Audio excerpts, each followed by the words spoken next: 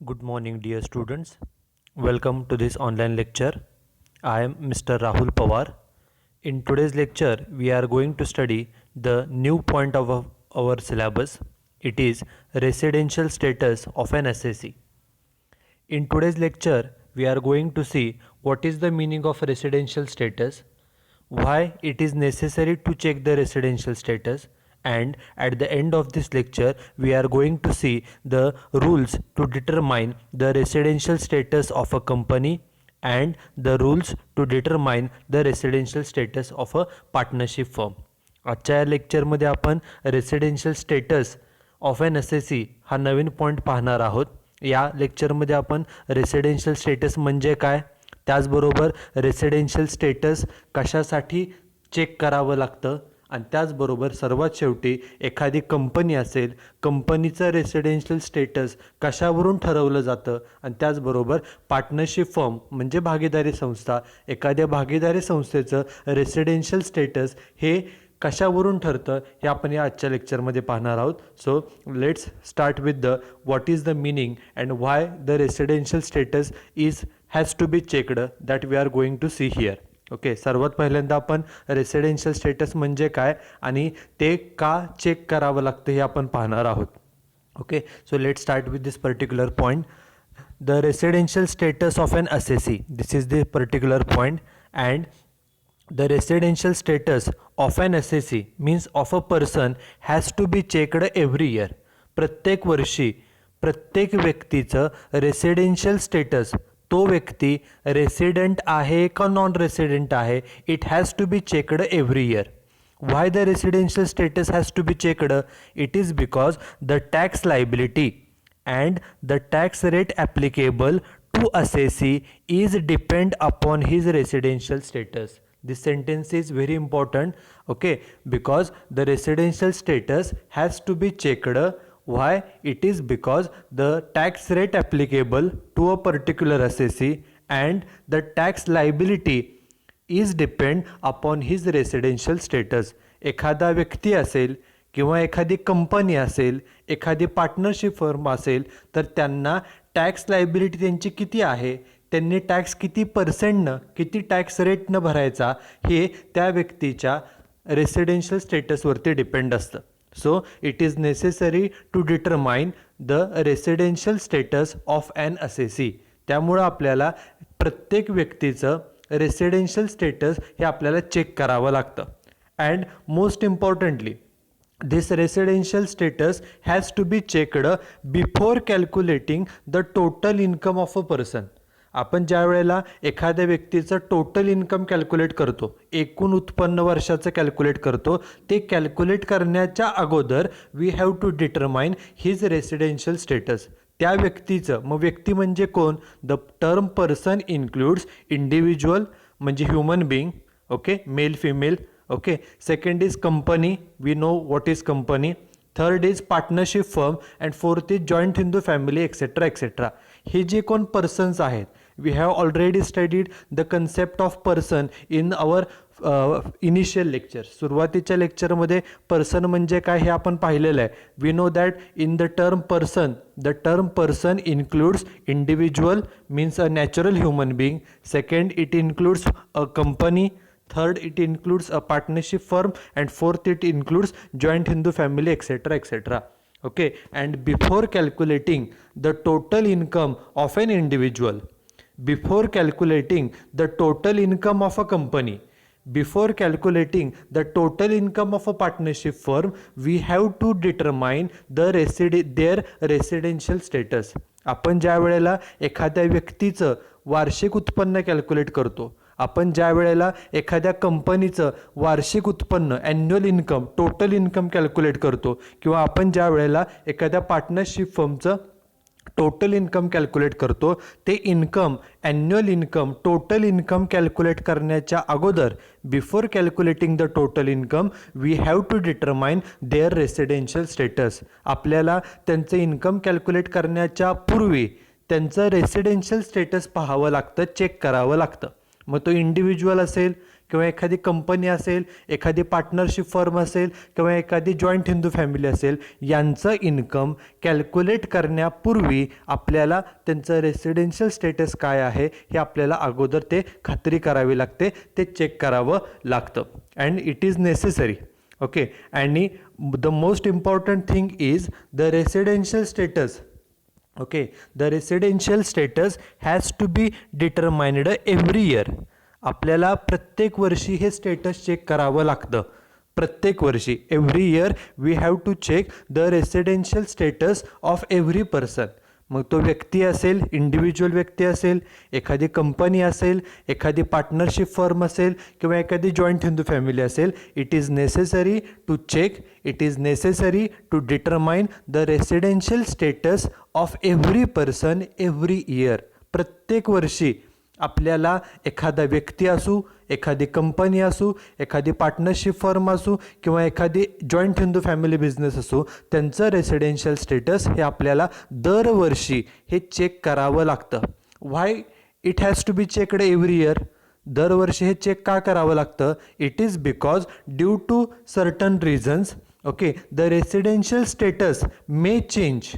Okay. एखाद्या वर्षी residential status जे आहे ते पुढच्या वर्षी काही कारणामुळं ते बदलूसुद्धा शकतं.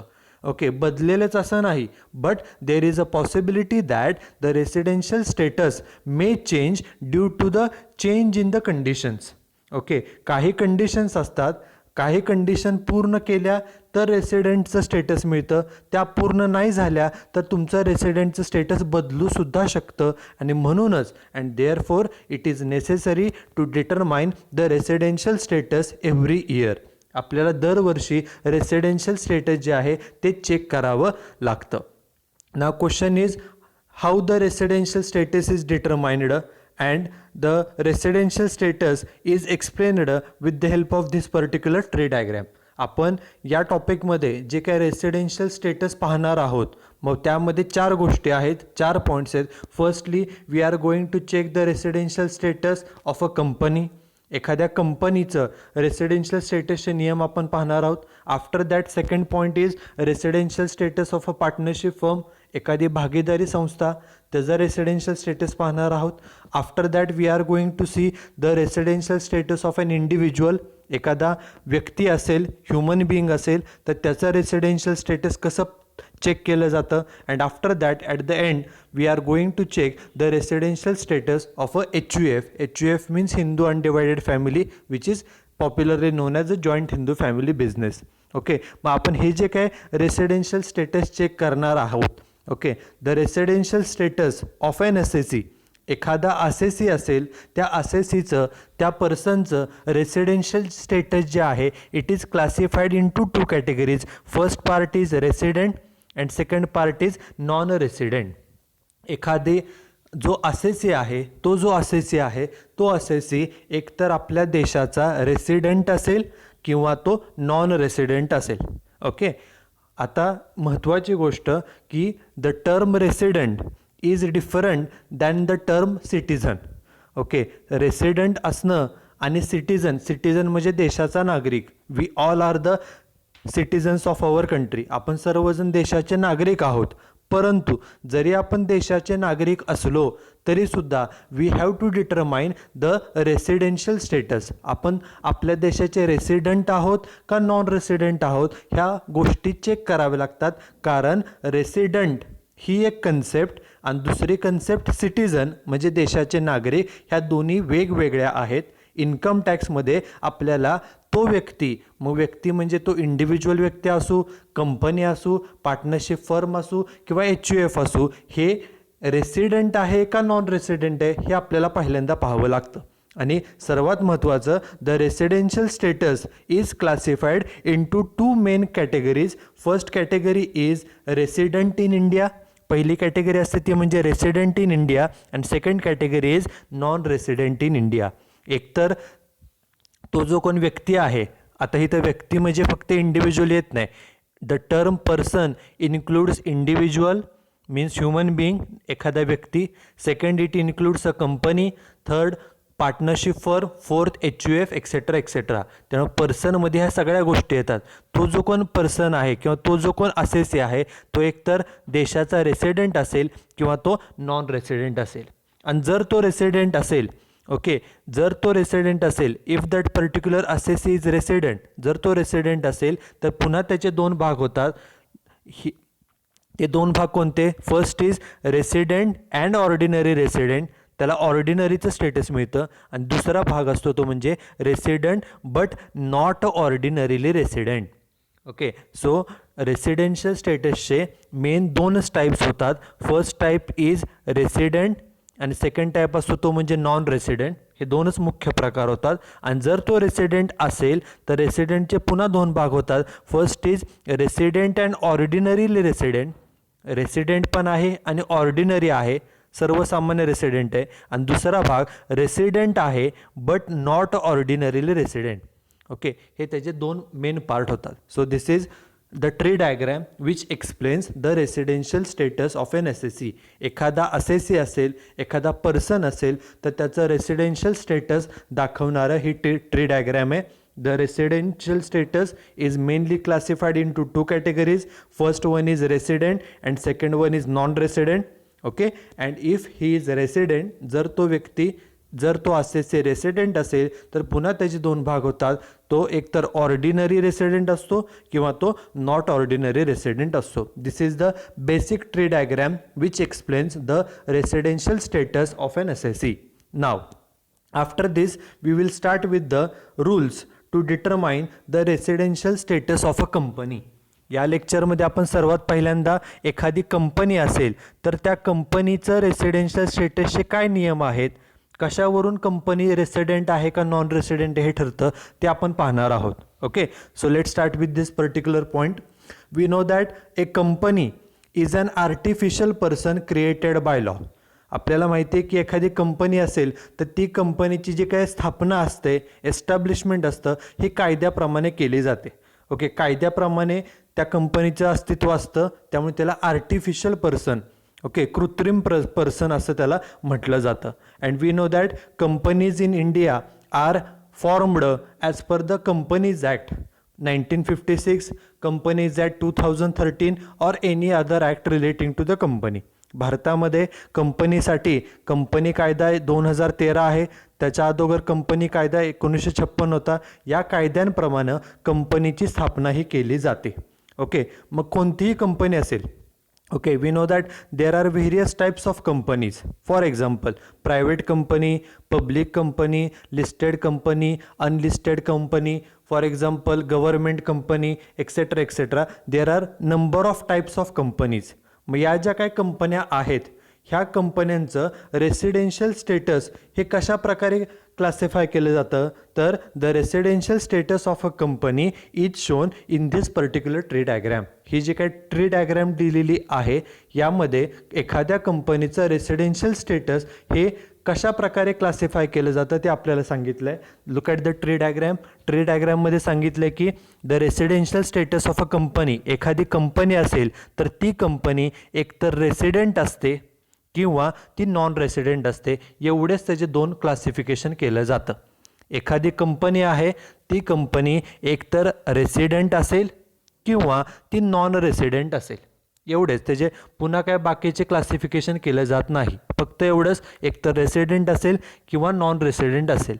आता कंपनी रेसिडेंट कधी होते, कंपनीसाठी कोणतं status better? It is always better for a company to get the status of resident. कंपनीसाठी रेसिडेंट हे स्टेटस मिळणं कधीही फायद्याचं असतं, कारण की the tax rate applicable to the resident company is comparatively low. Okay, एखादी कंपनी जर रेसिडेंट हे स्टेटस मिळवलं एखाद्या कंपनीनं तर त्या कंपनीला कमी टॅक्स रेट हा भरावा लागतो, कमी रेटनं टॅक्स हा पेड करावा लागतो. So it is always a better for a company to get the status of resident. Resident हे स्टेटस मिळवणं हे कंपनीसाठी कधीही फायद्याचं असतं, कारण रेसिडेंट कंपनीला कमी दरानं टॅक्स हा पेड करावा लागतो. And on the other hand the non resident company, a company which gets a non-resident status has to pay tax to the government at comparatively a higher rate. Okay, ज्या कंपन्यांना non resident हे status मिळतं त्या कंपन्यांना गव्हर्नमेंटला थोड्या जादा रेटनं tax हा paid करावा लागतो. त्यामुळं कंपनीसाठी रेसिडेंट स्टेटस मिळणं हे जास्त फायद्याचं असतं. ना प्रश्न येतो की रेसिडेंट स्टेटस मिळण्यासाठी काय नियम आहेत, that we are going to see here. कोणत्या कंपनीला रेसिडेंट स्टेटस मिळतं बघा, this is very important. A company is said to be resident during the previous year. मगाशी सांगितलं की आपल्याला प्रत्येक वर्षी we have to determine the residential status every year. प्रत्येक वर्षी आपल्याला रेसिडेन्शियल स्टेटस हे चेक करावं लागतं, कारण काही कारणामुळे ते बदलू शकतं, म्हणून ते दरवर्षी चेक करावं लागतं. मग कंपनीला रेसिडेंट स्टेटस कधी मिळतं? A company is said to be resident during the previous year. कंपनीला रेसिडेंट स्टेटस कधी मिळतं? If it fulfils both of the following two conditions. आपल्याला दोन कंडिशन दिलेल्या आहेत. जर त्या दोन्हीच्या दोन्ही पुढे सांगितलं आहे बघा, both of the following conditions must be satisfied to get resident status. ह्या ज्या काही दोन कंडिशन दिलेल्या आहेत त्या दोन्हीच्या दोन्ही कंडिशन जर पूर्ण केल्या तर त्या कंपनीला रेसिडेंट हे स्टेटस मिळतं. Most important thing is the company has to satisfy both the two condition. दोन्हीच्या दोन्ही कंडिशन पूर्ण कराव्याच लागतात तरच रेसिडेंट स्टेटस मिळेल. दोन्हीच्या दोन्ही कंडिशन, एक कंडिशन पूर्ण केली आणि सपोज सेकंड कंडिशन पूर्ण नाही केली तर रेसिडेंट स्टेटस मिळणार नाही. For getting the resident status a company has to fulfil the both the condition. दोन्हीच्या दोन्ही कंडिशन पूर्ण कराव्या लागतात. Now see the condition number 1. This is condition number 1. Condition पहिले काय आहे? It is an Indian company. ती जी कोणती कंपनी आहे ती कंपनी इंडियन कंपनी असावी, म्हणजे भारतीय कंपनी असावी. मग प्रश्न पुन्हा येतो, इंडियन कंपनी म्हणजे काय? We have already studied the concept of Indian company. आपण ऑलरेडी इंडियन कंपनी म्हणजे काय हे बेसिक डेफिनेशनमध्ये शिकलेलं आहे. इंडियन कंपनी होण्यासाठी काय लागतं? तर दोन गोष्टी लागतात. First thing is the company should B formed as per the Indian companies act. भारतामधल्या कोणत्याही कंपनी कायद्याप्रमाणे, मग कंपनी ॲक्ट 2013 असेल, कंपनी ॲक्ट 1956 असेल किंवा अजून कोणता ॲक्ट असेल, the formation of the company should be as per the Indian companies act. कंपनीची स्थापना आणि रजिस्ट्रेशन हे भारतातील कंपनी कायद्याप्रमाणे जर झालं, हे एक. आणि दुसरं, if the head office of the company is situated in India.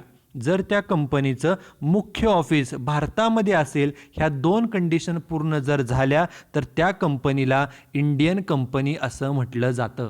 त्यामुळं इंडियन कंपनी होण्यासाठी साध्या दोनच कंडिशन आहेत. एक तर कंपनीचं रजिस्ट्रेशन आणि कंपनीचे एस्टॅब्लिशमेंट हे भारतातील कंपनी कायद्याप्रमाणे असावी आणि कंपनीचं मुख्य ऑफिस, हेड ऑफिस भारतामध्ये असावं. ह्या दोन कंडिशन पूर्ण झाल्या तर त्या कंपनीला इंडियन कंपनी असं म्हटलं जातं.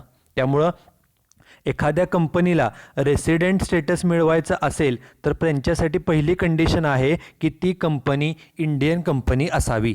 ही साधी पहिली कंडिशन आहे. आणि दुसरी, this is most important, the second condition is the control and management of the company. कंपनीवरती जे काही कंट्रोल म्हणजे नियंत्रण आहे आणि जे मॅनेजमेंट म्हणजे व्यवस्थापन आहे ते it is fully in India. ते संपूर्णपणे, फुल्ली म्हणजे 100%, ते भारतातूनच असलं पाहिजे. ओके, म्हणजे ती जी काही कंपनी आहे त्या कंपनीवरचं नियंत्रण, कंट्रोल मीन्स नियंत्रण अँड मॅनेजमेंट मीन्स व्यवस्थापन, it should be 100% fully in India. ते सर्व भारतातूनच होत असलं पाहिजे.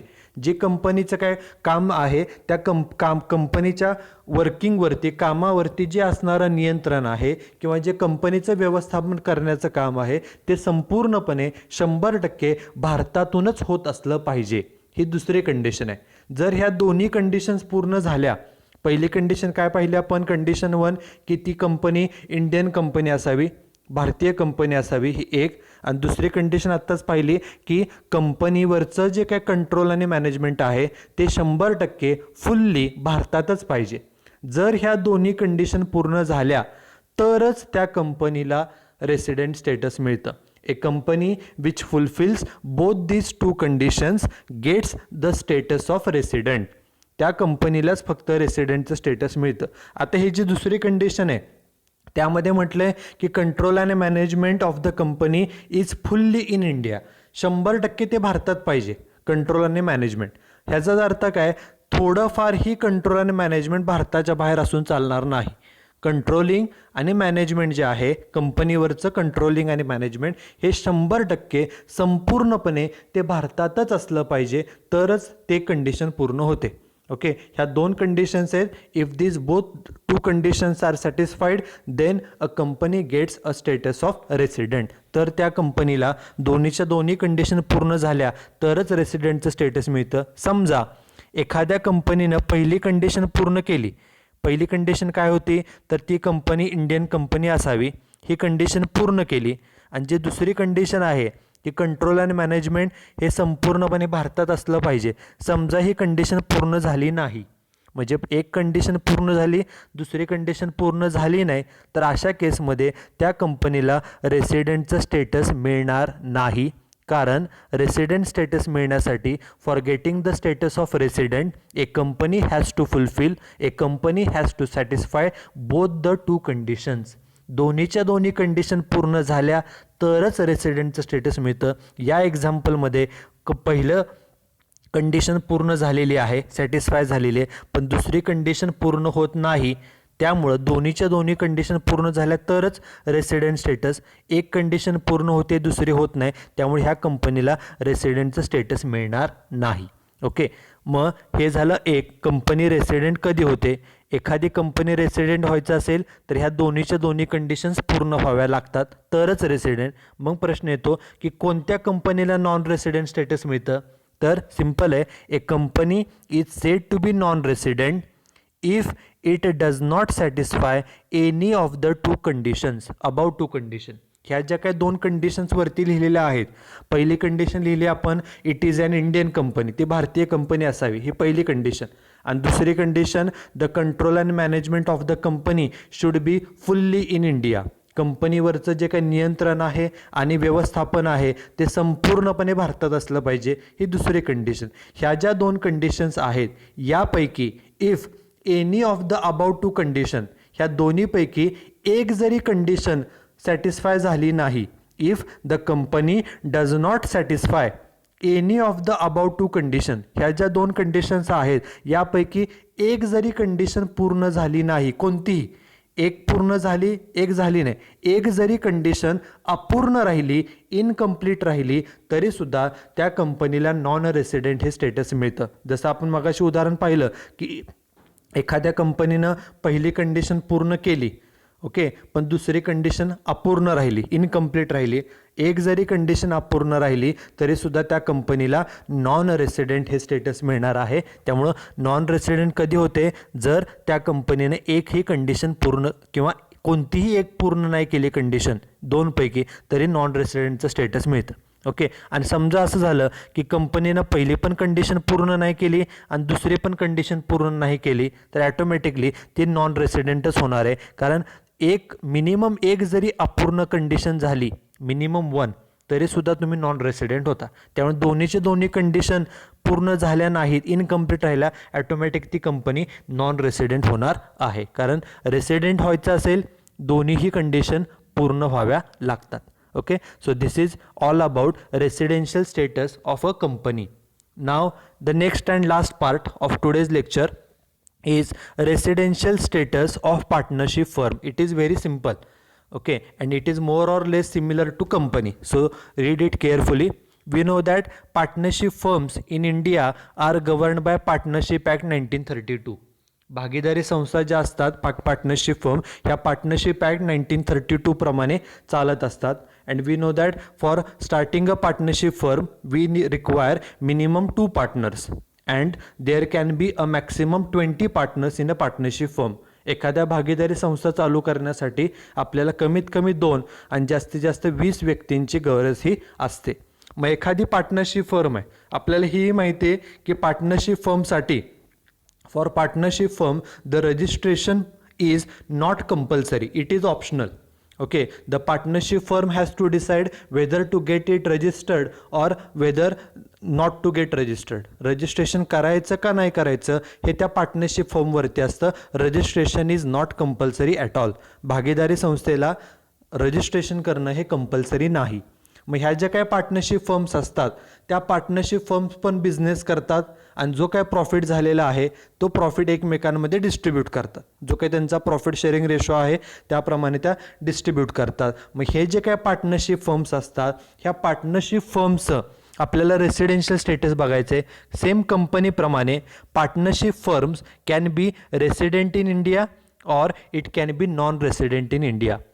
जसं कंपनीला नियम आहे त्याचप्रमाणे पार्टनरशिप फर्मसुद्धा एकतर रेसिडेंट असतात किंवा त्या नॉन रेसिडेंट असतात. आणि कोणतं स्टेटस हे पार्टनरशिपसाठी बेटर असतं? It is always a better for a partnership firm to get a status of resident. It is because a resident partnership firm, a partnership firm which has a status of resident has to pay tax at comparatively less rate. एखाद्या partnership फर्मला जर resident हे status मिळालं तर त्या partnership फर्मला comparatively कमी रेटनं कमी दरानं टॅक्स हा पेड करावा लागतो. And on the other hand a partnership firm which is non-resident, which gets a status of non-resident, has to pay tax at comparatively higher rate.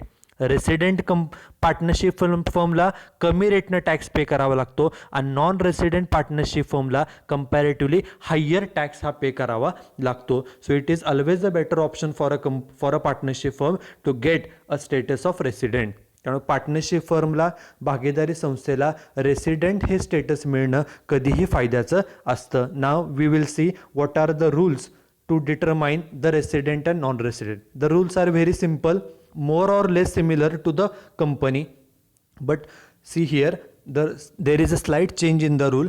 Okay, एखाद्या पार्टनरशिप फर्मला resident status कधी मिळतं? When a partnership firm gets the status of resident. Resident status कधी मिळेल?